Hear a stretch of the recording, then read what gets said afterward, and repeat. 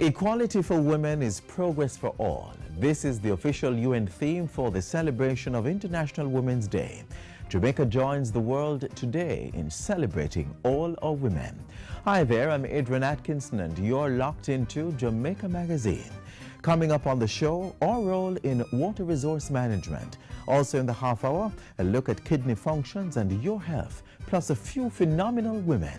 Sit back and relax. There's much more to come.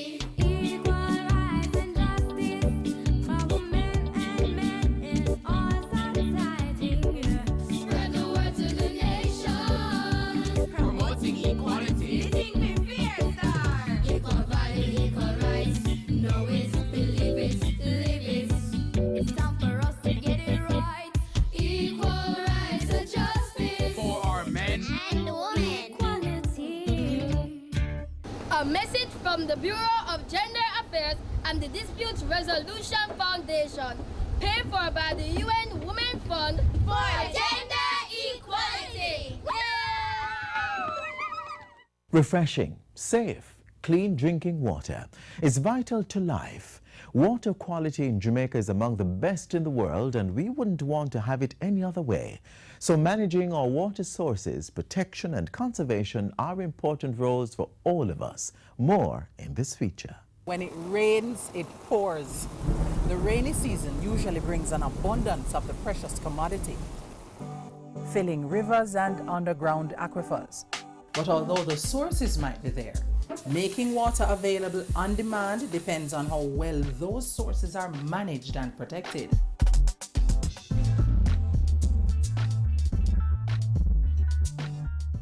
Some 84% of the water we use comes from groundwater stored in underground aquifers. The Water Resources Authority is the agency of the Ministry of Water and Housing, which has the primary role of protecting, conserving and allocating water for use from these sources. And in carrying out these functions, it collects data on water quality as well as groundwater levels across the island. We are maintaining our allocations in keeping with the assessments that we have done. It's just like a checkbook. You balance your checkbook, you know how much money is going in, how much is coming out, and you want to keep a certain balance inside it that we have to keep for certain reasons. This process is to ensure that we have a regular supply of water flowing through our taps.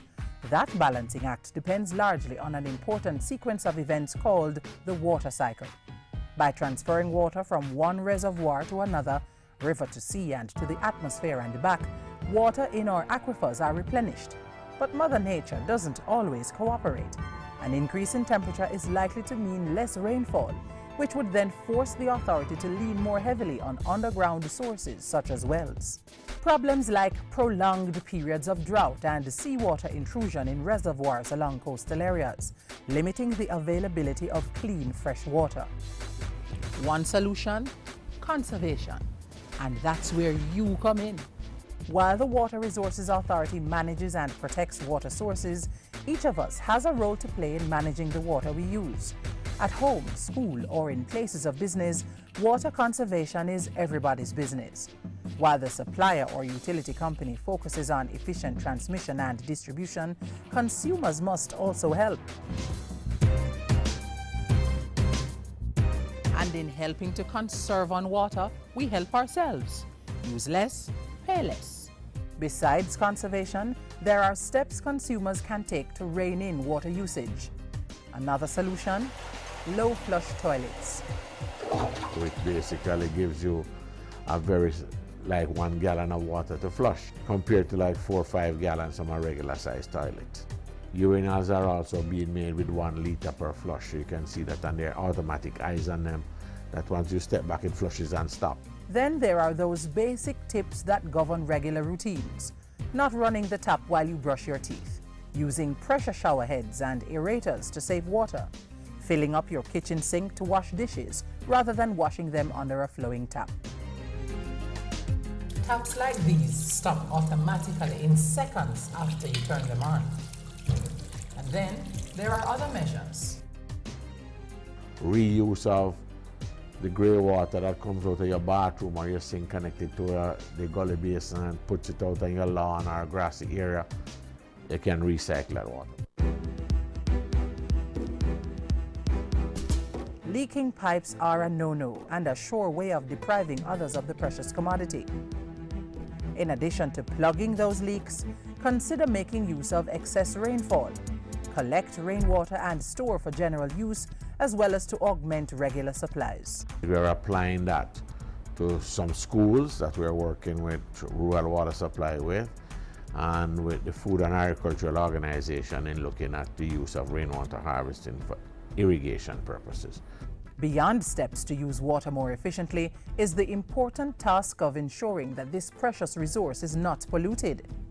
We try to be a little bit proactive in working with NEPA, the National Environment and Planning Agency, as part of the Technical Review Committee when developments come in. We try to reduce the impacts on water resources to make sure that the sewage system that puts in don't impact on water resources, that runoff from certain areas don't get into the aquifers and contaminate the aquifers. And while the authority does its part, we must ensure that our actions do not put our water supplies at risk. Sinkholes lead directly into aquifers and should therefore never be blocked or used as garbage dumps. They can report incidences where they may see pollution occurring or people having discharges. For instance, if cesspool emptiers are discharging somewhere where they shouldn't be and it could impact on water resources, they can call in and make a report. Think about it. What would life be like without sufficient good quality water? Protecting and conserving our water is everybody's business.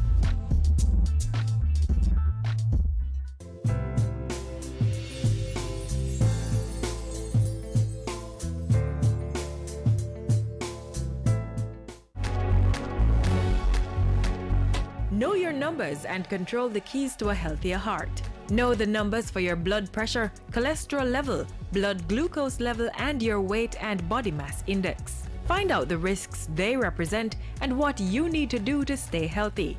Talk to your doctor and start making healthy lifestyle choices to prevent a heart attack or stroke.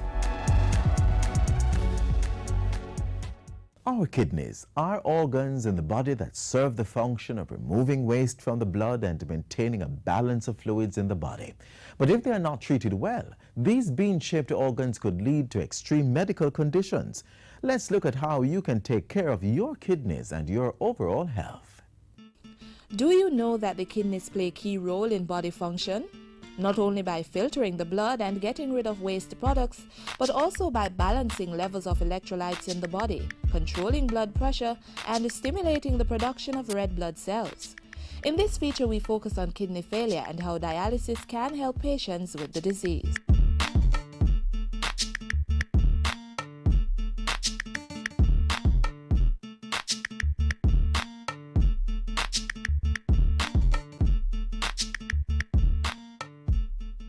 The kidneys are located in the abdomen toward the back, normally on one side of the spine. They normally remove waste and excess fluid from the blood. Nephrologists say when the kidneys are not working well as a result of disease or injury, waste and excess fluid can build up in the body and make the affected person very sick. This is what doctors refer to as kidney failure. Interesting. According to Dr. Charmaine Watson-Brown, consultant nephrologist at the Kingston Public Hospital, incidences and the prevalence of kidney failure is increasing daily in Jamaica and around the world. In Jamaica, studies have shown that the commonest cause of kidney disease and hence end-stage renal disease, kidney failure, is hypertension. Our second leading cause is diabetes. Third, you have glomerulonephritis, and glomerulonephritis refers to inflammation of the kidney. And this inflammation may be related to causes within the kidney or causes outside of the kidney. And when I say causes outside of the kidney, I'm referring to conditions such as lupus, what we commonly call lupus. Of course, there are other causes, sickle cell disease, and other cystic causes. There are hereditary causes, and there are also tubular interstitial causes. Dr. Brown says in some cases, kidney failure is silent, and the majority of persons with kidney failure have no symptom until the disease has reached an advanced stage. In the early stages, the patient largely has no symptoms. If a patient presents to a doctor for his annual physical, signs of chronic kidney disease may be an elevation in blood pressure, and of course, the presence of protein in the urine. I cannot overemphasize that enough, especially in our diabetics. However, Dr. Brown says when the kidney fails, there is no cure because the damage to the kidney cells is permanent. Chronic kidney failure is progressive, meaning it gets worse every day. At this stage, the kidney cannot perform its normal function of removing excess fluid and waste. We must begin to quantify our protein. We must begin to address high blood pressure, glucose control, protein in the urine, obesity, elevated cholesterol, and all the other lifestyle modifiable factors that do in fact contribute to the progression of chronic kidney disease. According to nephrologists, patients with kidney failure usually require renal replacement therapy, that is, some method of doing the work of the kidney. These include dialysis or renal replacement. Patients who require dialysis are said to be in what we call end-stage renal disease. And end-stage renal disease really refers to the need for renal replacement therapy. And this renal replacement therapy may be in the form of dialysis or transplantation. And dialysis may be one of two types, hemodialysis or peritoneal dialysis. And what do I mean by end-stage renal disease, apart from the need for renal replacement therapy? A patient who has chronic kidney disease, if it is left untreated or undertreated and is allowed to progress, such a patient will end up in what we call end-stage renal disease. For further information on kidney failure or any other kidney disease, contact your doctor or any government hospital or clinic close to you.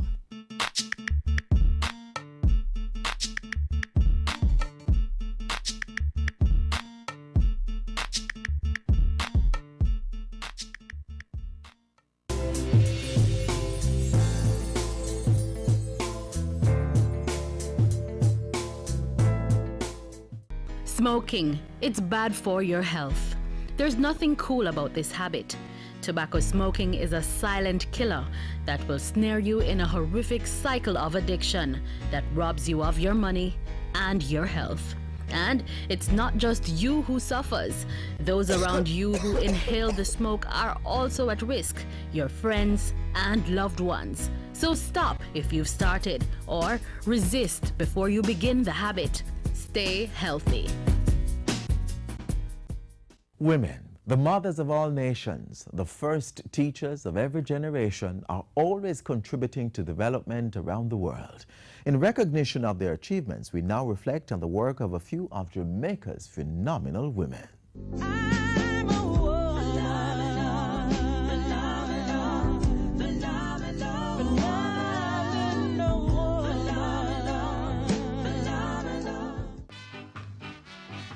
A towering political figure who has for years led the opinion polls as the most popular politician, Mrs. Simpson Miller has been active in the political arena for nearly 3.5 decades.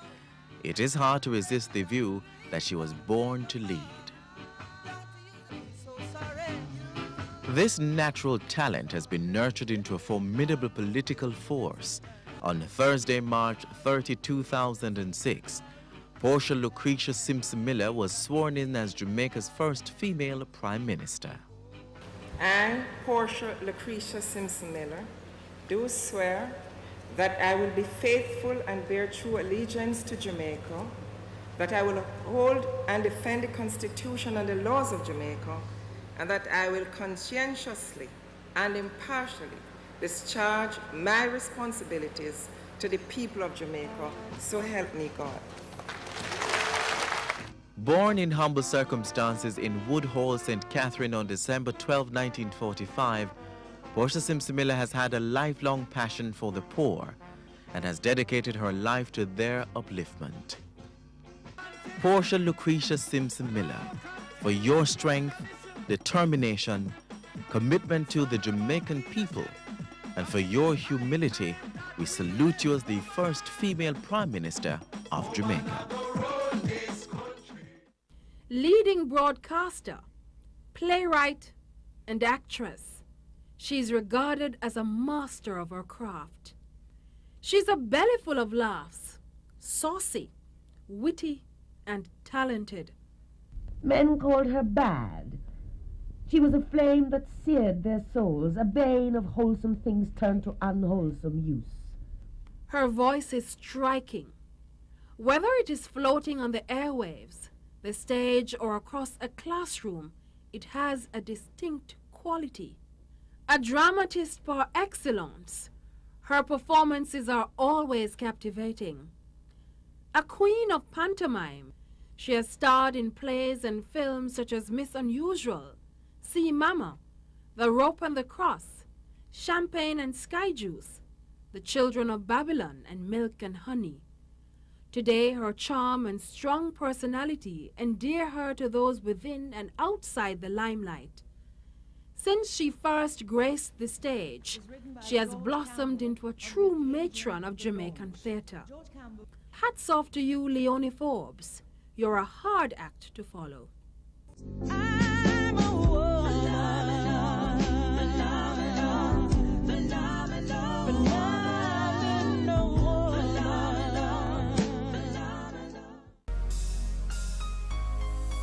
How well do you know your child?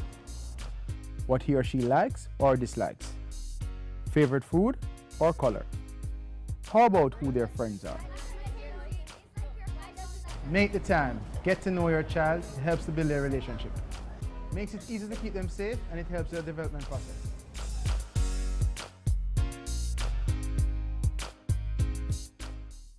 Fly like eagles, soar like dove, dove, dove, dove, dove. They don't know my story, they don't know a thing about me. Jamaican women have shown their mettle and dominance in all spheres of life, including athletics. Most noted among Jamaica's female athletes is Merlene Joyce Ottey, more commonly known as the Sprint Queen. In 1980, Ottey became the first female in the English-speaking Caribbean to win an Olympic medal. She's also the first female to run under 7 seconds in the 60 meters and under 22 seconds in the 200 meters indoors. Ottey is one of the most decorated female athletes in the history of track and field, with 14 World Championship medals and 9 Olympic medals. She also has the most Olympic appearances, with 7. Another trailblazer is Dion Hemmings, who won Jamaica's first female Olympic gold when she dominated the 400-meter hurdles at the 1996 Atlanta Games. Jamaica achieved another first in 2004 when Veronica Campbell-Brown won the island's first sprint gold with her 200 meters win in Athens.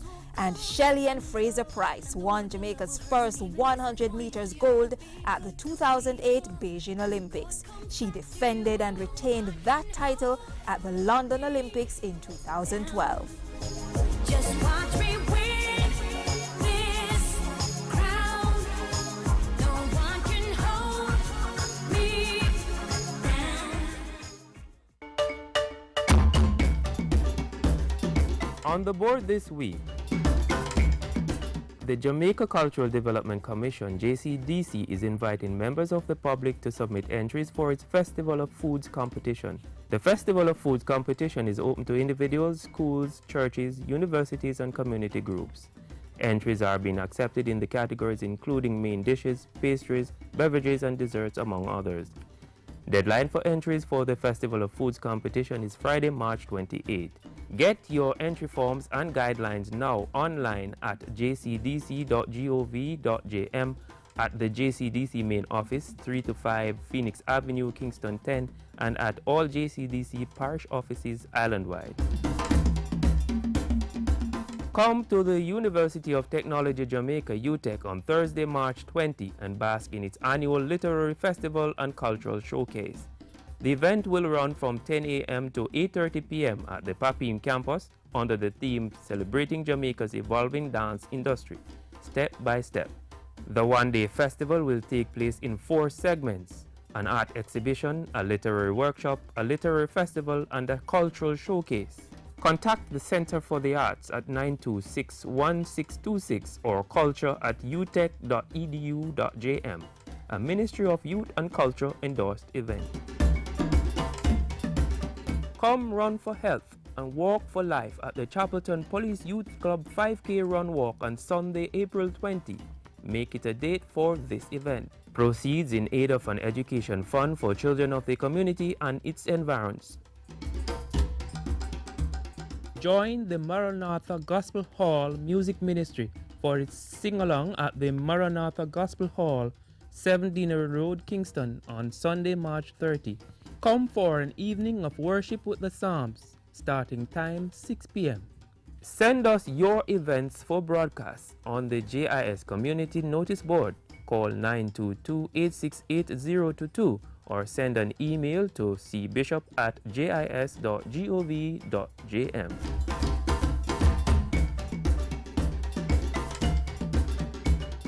In our news this week, the nation's leaders called for reflection and reconciliation to take back the country from the grips of criminality. And the full rollout of the Government of Jamaica Health Card begins. We recap those and other important developments right now.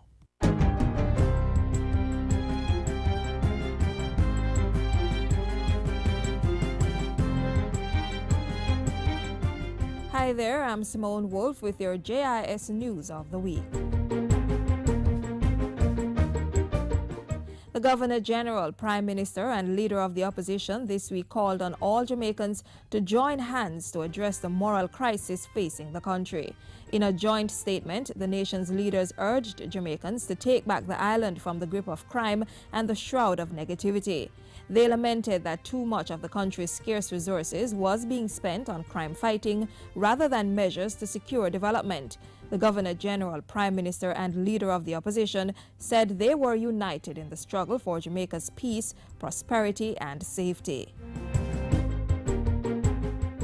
The Government of Jamaica Goj Health Card came into use on Monday of this week with a full rollout to take place over the next 18 months. The Goj Health Card gives patrons of public health facilities ease of access to medications on the vital, essential and necessary VEN drug list at no cost. Health Minister Dr. Fenton Ferguson said the response had been tremendous, with thousands of persons signing up for the card just 1 month after registration began on February 3. He has appealed to non-governmental organizations to partner with the government to get more persons registered.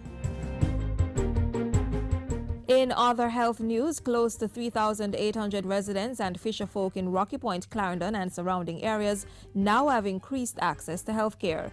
This follows the reopening of the Rocky Point Health Center, which was damaged by Hurricane Ivan in 2004. The center was rebuilt and equipped at a cost of $32 million. It is a wonderful Type 2 center. It is a center that will bring great value for healthcare delivery in this part of Clarendon. It was revealed this week that an implementation task force will be established to oversee the merger of the Island Special Constabulary Force and the Jamaica Constabulary Force. This follows Cabinet's approval to create a single police force that will engage in crime prevention and control initiatives. The National Security Ministry says there are several benefits to be gained from the merger, which will be effected in the 2014-2015 financial year. It is now mandatory for 3 main categories of persons to electronically file their tax returns. This applies to large taxpayers, that is, companies with an annual turnover of $500,000 or more, as well as persons filing a GCT refund return and employers with 20 or more workers. The mandatory e-filing, which came into effect on March 1, follows an amendment to the Revenue Administration Act, giving the TAJ's Commissioner General the authority to state how and when tax returns are to be filed. 160 farmers from 8 communities in St. Anne and Manchester are to benefit from a $192 million water catchment and greenhouse cluster project. 20 greenhouses are being constructed and a mined-out pit at each site is to be converted into a surface water reservoir to be used for irrigation purposes. The Jamaica Social Investment Fund and the Jamaica Bauxite Institute will carry out the project in partnership with the World Bank-sponsored Rural Economic Development Initiative, READY. Agriculture and Fisheries Minister Roger Clark says the project will help boost domestic crop production, citing growth of 8.5% and 14% over the last 2 quarters. And with these new additions, the next quarter is going to be way out front. And anytime agriculture grows, the economy grows.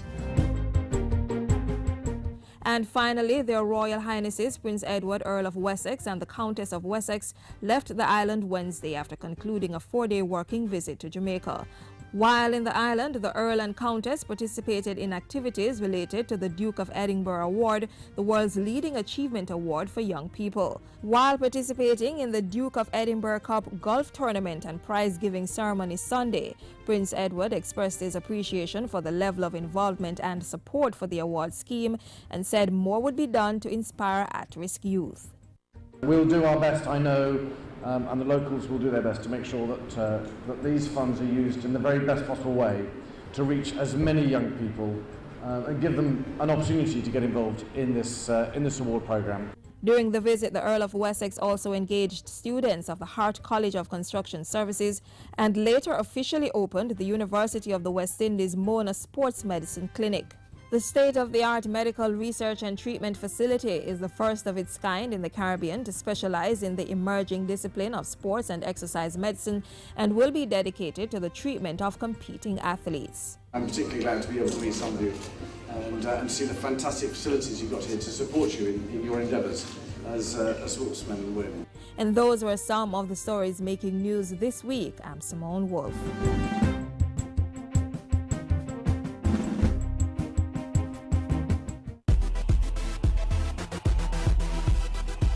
Motorists, know your rights as road users. If you're stopped by the police in a road check, the police have the right to ask for your driver's license and vehicle documents.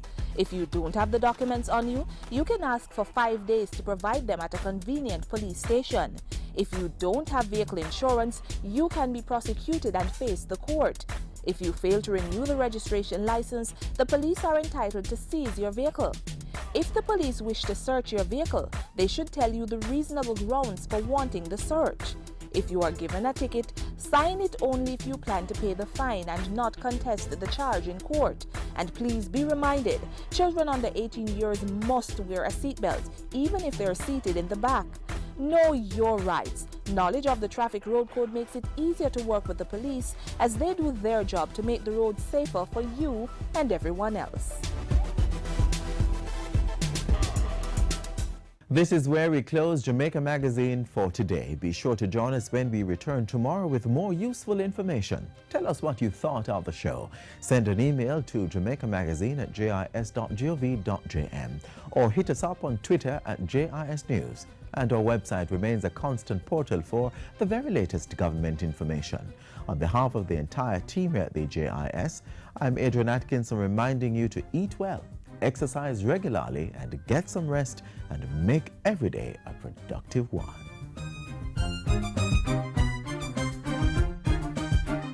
This has been a production of the Jamaica Information Service, the voice of Jamaica.